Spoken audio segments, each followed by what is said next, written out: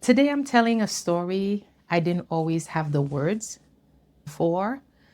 I'm Haitian and I've been living in America for 29 years. What I didn't expect wasn't just culture shock, it was the way that you can walk in a room and people already decided who you are before you even open your mouth. And I want to talk about the moment that I realized, oh, this isn't just about me fitting in. This is about identity. If you're Haitian in America, you're going to feel this in your chest. And if you're not, stay with me because this is the kind of story that will help you understand people that you see every day, but you may not fully know. So, I am going to start light. Let me define first what I mean when I say being Haitian in America, because I'm not just talking about our traditional fried pork, griot. I'm not talking about our traditional dance compas, and I'm not talking about accent. I'm talking about how the word black gets applied to you in a way that can totally erase your history, and how ignorance when you're first living here can protect you at first, but then it becomes a trap. Also, how you can feel like you're always in between groups and you're not fully claimed by anybody until you decide to choose yourself. Just be your Haitian self. This video is not a history lesson. It's more of a belonging lesson. I'm going to break it down in a few real moments, the kind that would make you pause later and go, wait, that's what that was? All right. The first thing I want to talk about is friendship. Friendship was actually one of my first culture shock. It wasn't racism, it was friendship. Because in Haiti, when you call someone your friend, that word carries a lot of weight. It means loyalty, it means history. It means that if something happens to me, I'm calling you.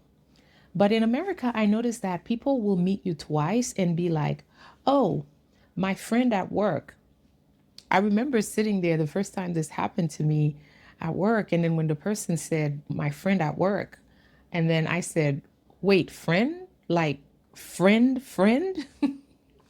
And this is small, but it matters because if you come from a culture where connection is deep, and then you land somewhere where connection is fast, can be casual, and sometimes like a surface connection, it can make you feel lonely even when you're surrounded by people.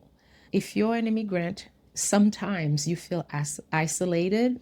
It's not because you're unlikable. It's because the rules of closeness where we are now, it changed and no one gave us the handbook.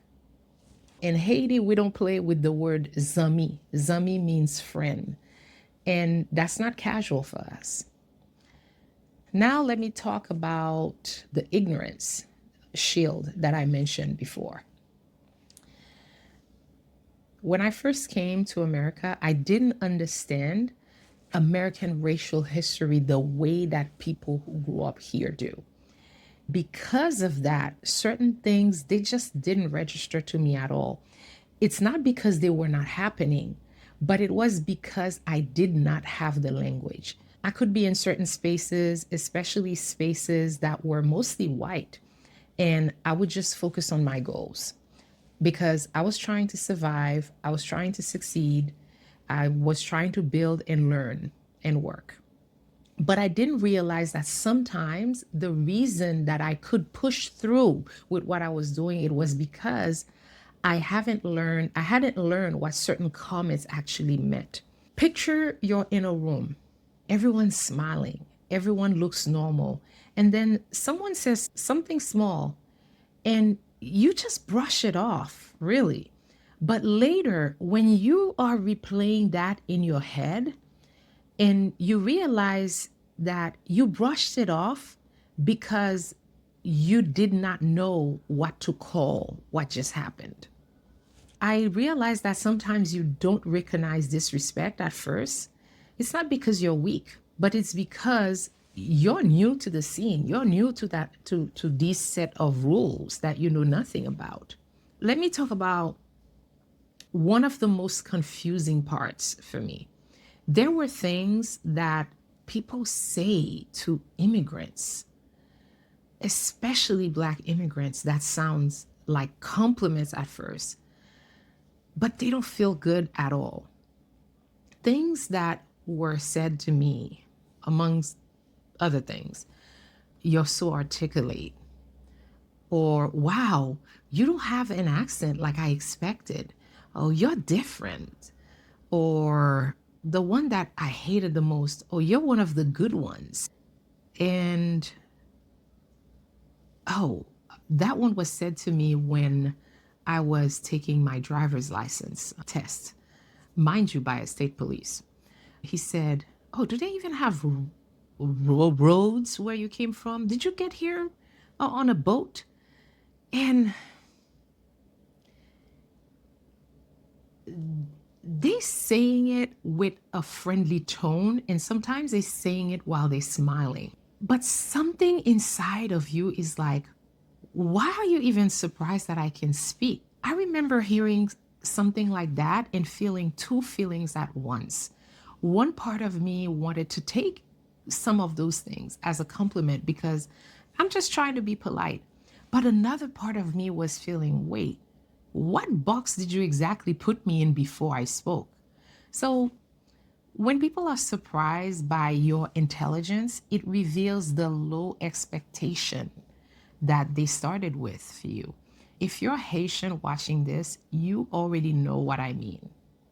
Because Haitians, we come with pride. We come with our independence pride as the first independent republic. When someone acts shocked by our capability, it feels insulting in a quiet way. Now, here's the turning point. When I got to college and I started learning American history, oh, it broke something open in me because suddenly a lot of what I observed had context. And it wasn't for me anymore that people are weird. It was, oh, this is layered. Oh, this is inherited. Oh, this is systemic. I learned things that made me angry. I learned things that made me sad. I learned things that made me think, how did I live here and not understand the full weight of what Black people have endured in this country? Once I learned the history, I couldn't unsee it anymore. Before history, I was thinking that must be their personality. But after learning the history, I realized it's a pattern. Education, it doesn't just make you smarter, it gives you clarity. And the clarity changes your self-respect. Now, this is the part that nobody explains to you being Haitian in America. And it can make you feel like you're always being translated because to some people, you're just Black and they don't care about your culture. You can also feel like African Americans see you as a foreigner who comes here to take the few jobs that Black people are allowed to have. Africans, sometimes they don't see you as one of them at all. You're carrying your identity, but you're also carrying how other people label you. And it's that in between feeling that makes you stay quiet. And sometimes it makes you shrink yourself. And it can make you decide that I'm just going to stand fully in who I am because at some point, that in between is exhausting and you just want to survive. Belonging doesn't mean that you're always accepted. And belonging at this point is just accepting yourself. That's what I realized, at least for me, when I was like, And I've mentioned that to several of my friends and say, I don't even know where I belong when I'm here. If you're Haitian in America and you've ever felt this, the culture shock, the confusion, the wait, what did you mean by that? I want you to know that you are not imagining it. If you're not Haitian, but you listen to this point, thank you. Because understanding starts with attention. I hope you can relate. And if you relate, comment "moi comprendre" or "I understand," and share with me what's one moment that made you realize you didn't fully belong, and what did you do next? If you know someone who has a different culture and who's struggling with that in between feelings, not quite knowing where you fit, share this with them. My name is Webley. I am on this consistency journey, sharing every day on YouTube in that 100-day grid, but I'm really going to say at this point is a 365-day grid. So I will see you tomorrow for day 26. Bye.